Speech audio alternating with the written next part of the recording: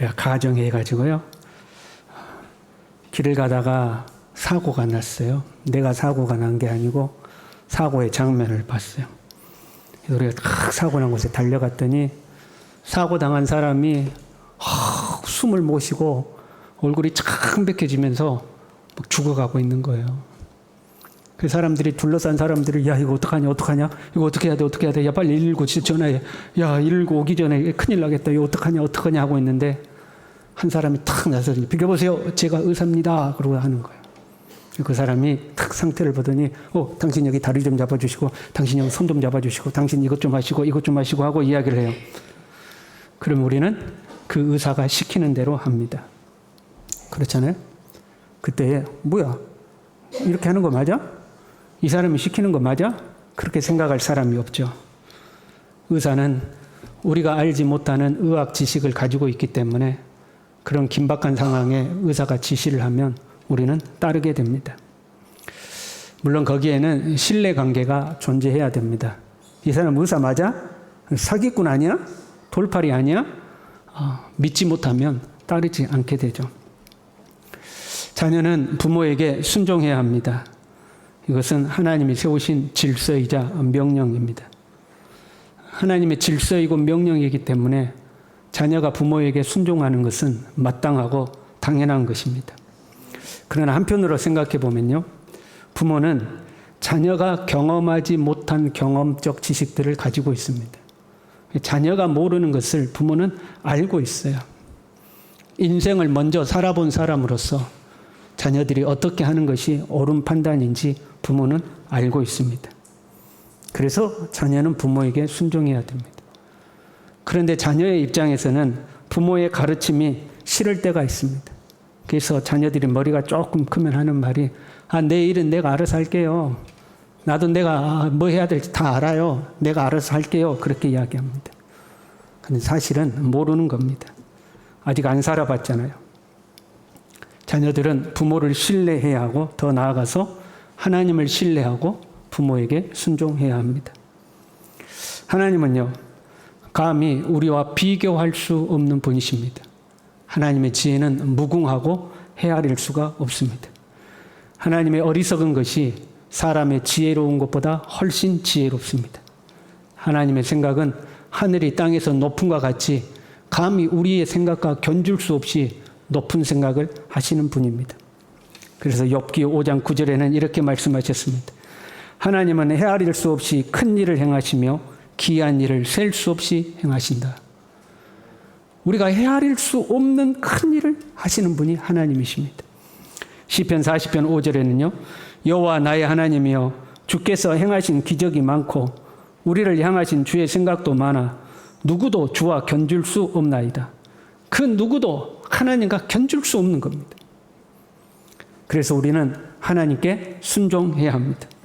뿐만 아니라 하나님은 우리가 절대적으로 신뢰할 만한 분입니다. 하나님은 우리를 사랑하십니다. 우리가 아직 죄인으로 있을 때에 하나님은 독생자 예수 그리스도를 십자가의 죽음으로 내어주셨습니다. 그것으로 우리를 향한 하나님의 사랑을 확증해 보이셨습니다. 하나님 그토록 우리를 사랑하십니다. 하나님의 사랑은 항상 우리에게 좋은 것을 주시며 항상 선한 길로 우리를 인도하십니다. 하나님은 절대적으로 신뢰할 만한 분입니다. 하나님이 우리와 견줄 수 없는 뛰어난 지혜와 능력을 가지고 계시고 우리가 절대적으로 신뢰할 만한 선한 분이시라면 우리는 하나님을 따라야 합니다. 때로 하나님이 이해가 안 될 때가 있습니다.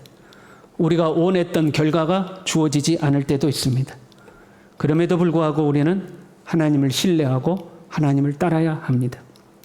성경에 보면 하나님이 여러 약속들을 하고 계십니다. 그 약속 중에서도 기도하면 응답하시겠다고 약속하고 계시죠. 구하라 주실 것이요 찾으라 찾을 것이요 문을 두드리라 그리하면 너희에게 열릴 것이다 약속하셨습니다. 근데 여러분 한번 생각해 봐요. 구하니까 주시던가요? 여러분이 구하는 대로 하나님이 다 주셨습니까? 악한 자라도 그 자녀에게 좋은 것으로 줄 줄 알거든 하물며 하늘에 계신 너희 아버지께서 구하는 자에게 좋은 것으로 주시지 않겠느냐?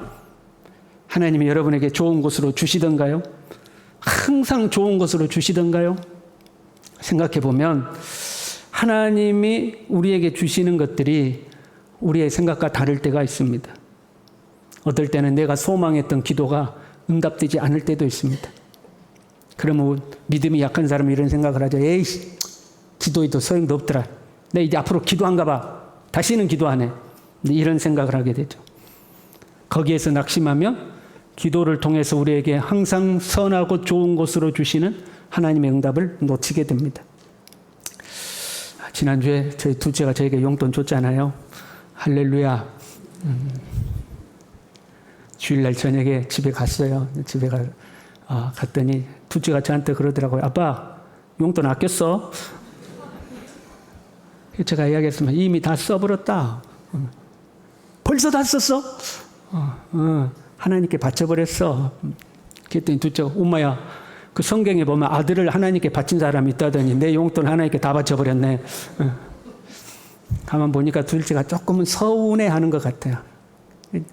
그 아이의 마음은 아빠가 그 돈을 아빠 쓰고 싶은데 쓰길 원했는데 하나님께 바쳐버렸다고 그러니까 약간은 서운해하는 것 같아요. 그래서 그 아이의 눈치가 그런 것 같아서 빨리 말했어요. 엄마한테 준 거 있으니까 그걸로 맛있는 거 사 먹을게 하고 이야기를 했어요.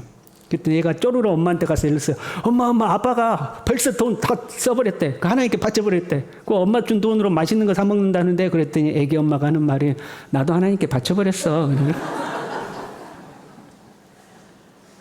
엄마도 바쳐버렸어. 그래서 제가 우리 딸에 대해 얘기했습니다. 다음부터는 꼭 내가 쓸 때니까 또 주라 그랬습니다. 여러분, 그 부모의 마음을 아이가 이해를 할까요? 아이가 한 달 동안 땀 흘려서 번 돈을 부모에게 용돈을 줬는데 그 용돈을 차마 쓰지 못하고 하나님께 드리는, 하나님이 그걸 통해서 아이를 축복하기를 바라는 마음으로 하나님께 드리는 부모의 그 마음을 그 아이가 이해를 할까요? 여러분에게 재건 냉면집 가시라고 그랬잖아요. 몇 번 오셨다고 그러더라고요. 감사를 드립니다. 근데 저는 못 가겠더라고요. 아이가 막 분주하게 서빙하고 다른 손님들 이렇게 서빙하는데 그걸 보면서 내가 냉면이 목구멍으로 안 넘어갈 것 같아. 그게 부모의 마음이잖아요. 그 부모의 마음을 자식이 이해를 할까요? 사람의 마음도 이해를 못하는데 우리가 어떻게 하나님의 그 깊은 마음을 이해할 수 있겠습니까? 우리는 하나님의 마음을 이해하지 못할 때가 있어요. 다 이해가 안 되는 거. 오늘 본문의 말씀은요, 부활하신 예수님을 직접 만난 자들이 있어요. 그 예수님을 만난 사람들이 부활하신 예수님 만났다고 나가서 복음을 전했어요. 그런데 안 믿는 사람들이 있는 거예요. 여러분, 안 믿는 사람은요, 뭘 보여줘도 안 믿어요. 심지어 예수님이 나타나도 안 믿는 사람은 안 믿는 거예요. 그 믿지 않는 사람은 믿지 않음으로 인하여 정죄를 받습니다. 그런데 그 예수님을 만나고 또 예수님이 만난 사람들이 전한 복음을 듣고 믿는 사람들이 있었어요. 그 믿는 자들에게는 이런 표적이 나타난다고 지금 본문이 이야기하고 있어요. 안 믿는 사람들이 있고 믿는 사람들이 있는데 믿는 사람들에게는 이런 증거가 나타난다는 거죠. 17절에요. 믿는 자들에게는 이런 표적이 따르리니 곧 그들이 내 이름으로 귀신을 쫓아내며 새 방언을 말하며, 귀신을 쫓아내고 방언을 말하게 된다는 거죠. 그 다음에요, 뱀을 집어 올리며 무슨 독을 마실지라도 해를 받지 아니하며, 이 말씀은 해석에 약간의 여지가 있어요. 상징적인 말씀으로 받아들여야지 문자 그대로 받아들여서 내 믿음을 테스트하겠다고 독약 먹으면 큰일 납니다. 그러면 죽어요. 상징적인 말씀이죠. 실제로 사도행전에 사도 바울은 뱀에 물리고도 죽지 않았죠. 독사에게 물리고도 죽지 아니하고 그 뱀을 집어 올려서 불에 던진 경우가 있습니다.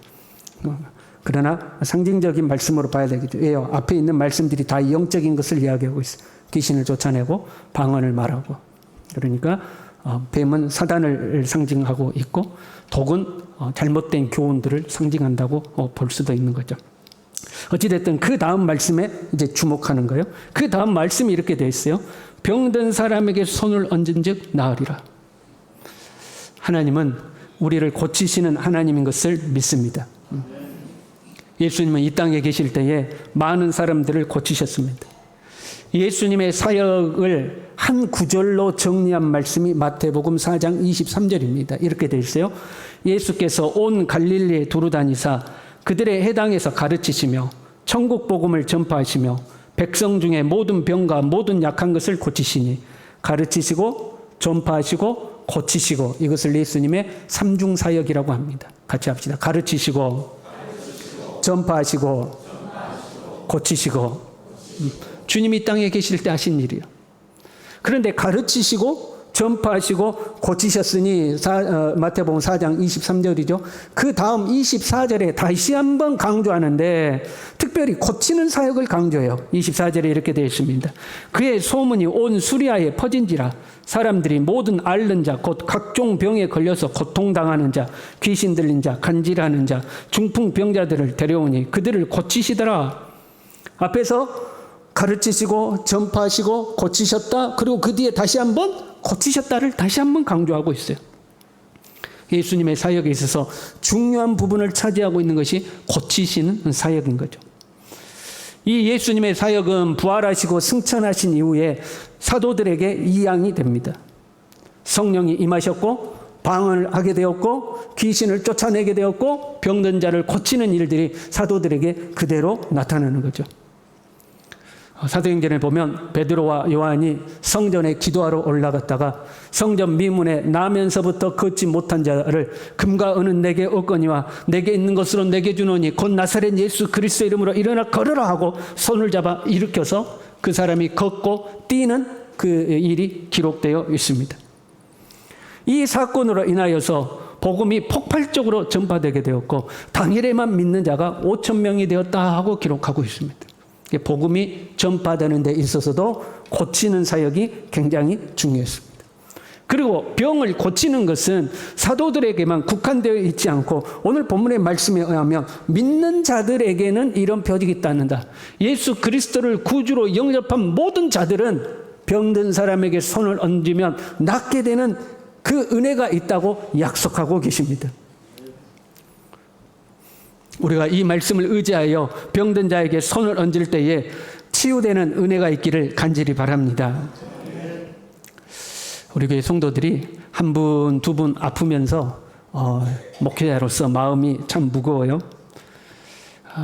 왜 우리가 아플까? 같이 합시다. 우리가 많이 살았다. 많이 살았어요. 교회의 역사가 이제 나이가 들었어요. 나이가 드니까 여러분의 젊은 청춘 시절 다 지나가고 이제 어느덧 머리는 희끗희끗하고 얼굴에 주름은 지고 내 스스로가 내 몸이 예전 같지 않다는 것을 느끼게 되는 그런 나이들이 이제 다 되었어요. 그럼에도 불구하고 우리 성도님들이 한 분, 두 분 아프고 병원에 입원하고 어떤 분들은 수술하고 그런 거 보면 마음이 무거워요. 기도하다가 오늘 본문의 말씀을 보면서 이 말씀이 눈에 들어왔어요. 오늘 본문의 말씀은 병든 사람에게 손을 얹으라고 말씀하고 있어요. 우리가 어떤 사람이 아파요. 그러면 그 사람의 치료를 위해서 기도해야 합니다. 그런데 치료를 위해서 기도하기보다는 우리는 병원에 가시라고 안내할 때가 많습니다. 치료를 위해서 기도하지 않고 손을 얹어 기도하지 않는 것은 내가 기도해도 이것이 안 나을 거라는 생각 때문에 그렇습니다. 내가 기도한다고 이게 낫겠어? 이런 생각을 우리는 하는 거죠. 왜요? 기도도 해보고 어떤 사람은 금식도 해보고 안수기도도 해보고 때로는 세게 기도도 해보고 해봤는데 병이 안 나았던, 내가 기도해서 병이 낫지 않았던 경험을 우리는 가지고 있습니다. 그러다 보니까 병든 사람이 생기면 기도하는 것을 주저하게 되는 거죠. 우리는요, 우리가 원하는 결과가 주어지지 않았다 할지라도 하나님을 신뢰해야 합니다. 그리고 우리는 여전히 하나님께 순종해야 합니다. 병든 사람에게 손을 얹어 기도하는 것은 우리의 역할이고 그 병든 사람을 고치든지 아니면 고치지 않든지 하는 것은 하나님의 역할입니다. 병이 낫든지 낫지 않든지 말씀에 따라 손을 얹어 우리는 기도해야 합니다. 그게 주님의 명령이기 때문에 그렇습니다. 여러분의 주변에 아픈 사람이 생기면 손을 얹어 기도하시길 바랍니다. 손을 얹어 기도하라는 것은 몇 가지 의미를 가집니다. 누군가가 병에 걸렸으면 함께 기도하라는 겁니다. 우리는 병에 걸리면 병에 걸린 것을 부끄러워할 때가 있습니다. 여러분 그렇죠? 그래가지고 나 아픈 거 누구한테 말하지 마 이제 이럴 때가 있어요. 저도 그럴 때가 있어요. 내가 아픈 것을 드러내는 것이 좀 민망할 때가 있습니다. 성도들 보기에 민망할 때가 있어요. 그래서 아픈 것을 감출 때가 있죠. 또 그렇게 큰 병도 아니고 시간이 지나면 다 좋아질 거기 때문에 굳이 다른 사람들에게 말할 필요가 있느냐 해서 말하지를 않게 됩니다.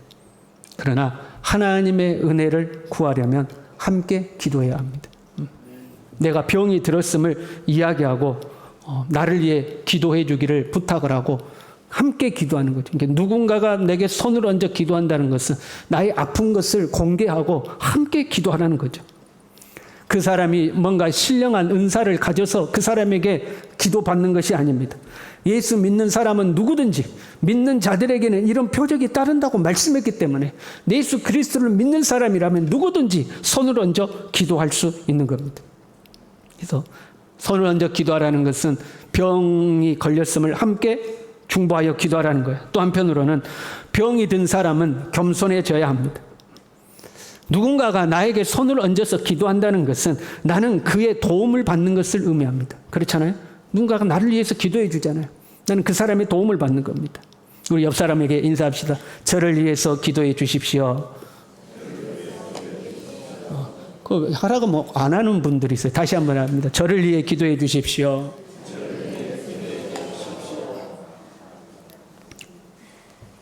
도움을 요청하는 거죠. 저를 위해 기도해 주십시오. 도움을 요청하는 거죠. 아이고 내가 신앙생활 연수가 몇 년인데 아이고 내가 네 같은 거한테 기도 부탁을 해? 네 기도 안 해도 내가 얼마든지 기도에 손잡을 수 있어. 그는 교만한 겁니다. 내가 그래도 목사인데 내가 그래도 장로인데 아이고 신앙생활 얼마 하지도 않은 사람한테 기도해 달라고? 에이 내가 기도를 해줘야지 지가 나한테 기도하면 돼? 몸에 병이 찾아오면 우리는 겸손해져야 합니다. 나의 사회적 신분과 지위와 상관없이 신앙의 연수와 직분과 상관없이 우리는 흙에서 나서 흙으로 돌아가는 연약한 육신을 가진 사람들입니다. 우리는 죄악 중에 태어나서 하나님의 은혜가 없다면 영원히 형벌받아 마땅한 하나님의 은혜가 없이는 살 수 없는 연약한 사람들입니다. 때로 우리가 그런 생각 가질 때 있죠. 특별히 신앙생활 열심히 하셨던 분들 중에 병이 생기면 하나님 앞에 좀 섭섭한 마음이 생길 때가 있어요. 하나님 어떻게 저에게 이러실 수가 있습니까? 제가 그래도 주님 믿는다고 얼마나 헌신하고 봉사하고 살았는데 하나님 어떻게 나한테 이렇게 노년에 이런 병을 주실 수가 있습니까? 하나님에 대해서 원망스러운 마음이 생길 때가 있습니다. 저희 아버지도 이제 돌아가셨는데 파킨슨으로 고생하시면서 하나님께 그렇게 기도했다고 그래요. 하나님 내가 이렇게 병에 걸리면 누가 예수 믿겠습니까? 사람들이 다 내가 예수밖에 모르고 사는 거 아는데 그런 내가 병들면 누가 나를 보고 예수님 믿겠습니까? 그런 기도를 하셨다고 그래요. 하나님 앞에 좀 섭섭한 마음이 있었던 거죠. 그러나 여러분 우리가 그렇게 하나님을 믿고 헌신하고 믿음으로 살 수 있었던 것도 하나님의 은혜인 줄로 믿습니다.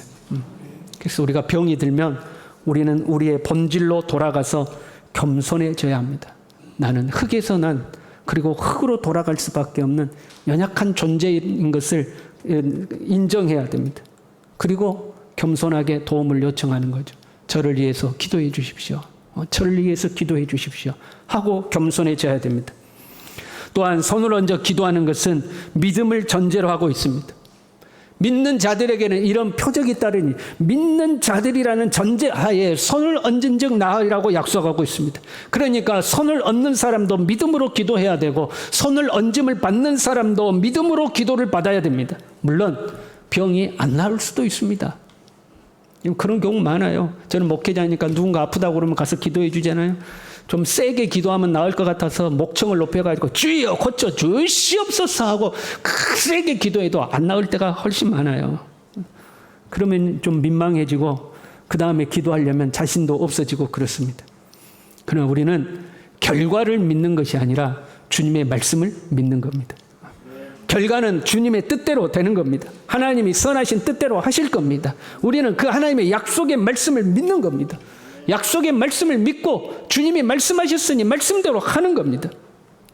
믿음을 가지고 기도하고 믿음을 가지고 기도를 받는 것. 어디 한번 기도해봐. 네 얼마나 능력 있는가 보자. 아이고 기도해도 뭐 맹맹 콧구멍이 입으면 별것도 없네. 아니 뭐 좀 머리에 손 얹어서 머리라도 좀 찌릿찌릿이라도 해야지. 아무것도 없네. 여러분 그런 사람은요 예수님이 오셔도 안 됩니다. 예수님도 당신의 고향에 가셨을 때에 사람들이 믿지 않음으로 인하여 능력을 행치 못하셨다고 그랬습니다. 믿음이 없으면 아무것도 안 되는 겁니다. 능력은 나에게 있는 것이 아니라 하나님께 있는 겁니다. 우리는 이 하나님의 말씀을 의지하여 아픈 사람이 있으면 손을 얹어 기도하는 거고, 기도를 하는 사람도 기도를 받는 사람도 하나님이 약속하셨던 이 약속의 말씀을 믿는 겁니다. 믿음으로 기도해야 합니다. 이제부터 우리 교회는 손을 얹어 기도를 할 것입니다. 옆 사람이 아프다 그러면 손을 얹어 기도하는 것. 능력이 있어서 기도하는 것이 아니라 말씀을 의지해서 기도하는 겁니다. 여러분의 가정에서부터 손을 얹어 기도하시길 바랍니다. 부모가 자녀에게 손을 얹어 기도해야 돼. 믿음의 우리의 선조들은 하나님의 말씀에 보면 믿음의 조상들은 다 자녀들에게 손을 얹어 기도했어요. 여러분 손을 얹어 기도하시길 바랍니다. 가정에서 자녀를 위해서 손을 얹어 기도하는 것 뿐만 아니라 우리의 교회 공동체 안에서도 손을 얹어 기도해야 합니다. 우리가 이제 모였어요. 모임이 끝나면 보통 기도로 끝을 내잖아요. 그렇잖아요. 그래서 여전도에 모였어요. 여전도에 모여가지고 2차 하고 저 차 하고 요 차 하고 이제 회의를 끝냈어요. 그리고 이제 헤어질 때 마지막으로 누군가가 기도하잖아요. 하나님 모임이 잘 되게 해주셔서 감사합니다. 어쩌고 저쩌고 예수님 이름으로 기도합니다. 아멘하고 이제 보통 우리가 끝내죠. 그 기도 시간에 앞으로는 꼭 아픈 자들을 위해서 손을 얹어 기도하시길 바랍니다. 5명이 모였어. 회의를 했어. 이제 회의 끝나고 끝날 때 물어봐요. 그 중에 제일 아픈 사람 누군가? 누가 제일 아프냐고. 그래서 나 여기 오늘 콧물 감기가 걸려가지고 감기 걸렸다. 다 건강한데 콧물 감기면 그 사람을 위해서라도 기도하시고, 아픈 사람이 없으면 삶에 어려운 문제가 있는 사람을 위해서 여러분 함께 손을 얹어 기도하시길 바랍니다. 앞으로 모임 끝나고 기도하는데 손을 얹어 기도를 안 했다. 그러면 다 당회로 부르겠습니다. 왜 손을 얹어 기도를 안 하냐고. 여러분 한번 해보시길 바랍니다. 성도와 성도가 만나서 이야기를 했어요. 우리 교회 이제 규칙이요. 10분 이상 만나서 이야기하고 헤어질 때는 반드시 기도하고 헤어지시길 바랍니다. 그러니까 기도하고 헤어지기 싫으면 9분 59초에 빨리 헤어져. 10분 됐다. 그러면 헤어질 때 기도하고 헤어져. 그때 아픈 사람이 저를 위해 기도해 주십시오 하고 부탁을 하십시오. 그러면 믿음으로 손을 얹어 하나님 앞에 기도하십시오. 어렵게 생각하지 마십시오. 길게 기도 안 해도 됩니다. 큰 목소리로 기도하지 않아도 됩니다. 짧게 기도해도 됩니다. 하나님, 사랑하는 아무개 집사가 어디가 아프다고 합니다. 주님의 말씀을 의지해서 손을 얹었습니다. 주님 고쳐 주시옵소서. 예수님의 이름으로 기도합니다. 이렇게 짧게 기도해도 됩니다. 목소리 크다고 낫는 거 아니고 목소리 작다고 안 낫는 거 아닙니다. 우리는 주님을 의지하고 주님의 말씀을 믿는 겁니다. 주님께서 병든 자에게 손을 얹으면 나온다고 말씀하셨기 때문에 여러분 이 말씀을 의지하여 손을 얹어 기도하시길 바랍니다. 아이고 목사님 손 얹어 기도해도 낫지도 않대요. 그는 하나님의 소관입니다. 낫고 안 낫거나 하나님이 결정하시는 겁니다. 주의해야 될 것이 있습니다. 이성 간에는 접촉하지 않습니다. 남자는 남자끼리, 여자는 여자끼리 해야지. 이성 간에는 접촉하지 않습니다. 또 하나, 머리에는 손을 얹지 않습니다. 머리는 권위의 상징입니다. 권위자만 머리에 손을 얹을 수가 있습니다. 부모가 자녀의 머리에 손을 얹은 거고, 축복권을 가지고 있는 목회자가 성도들의 머리에 손을 얹는 거고, 스승이 제자의 머리에 손을 얹는 겁니다. 내 권위를 이양해 줄 수 있는 사람에게만 머리를 맡기는 겁니다. 그래서 머리에는 손을 얹지 말고 아픈 부위에만 손을 얹고, 머리가 이 사람 머리가 아프면 어떻게 해요? 그러면 손을 잡고 기도를 하시길 바랍니다. 그래서 손을 얹어 기도하시길 바랍니다. 이후로는 우리 교회는 모였다가 헤어지면 무조건 기도로 헤어지셔야 돼요. 그리고 기도할 때 꼭 아픈 사람들을 위해서 기도하십시오. 하나님의 말씀을 붙들어 기도하십시오. 믿음으로 기도하십시오. 하나님의 말씀대로 이루어지기를 간절히 바랍니다. 우리 함께 찬양하겠습니다.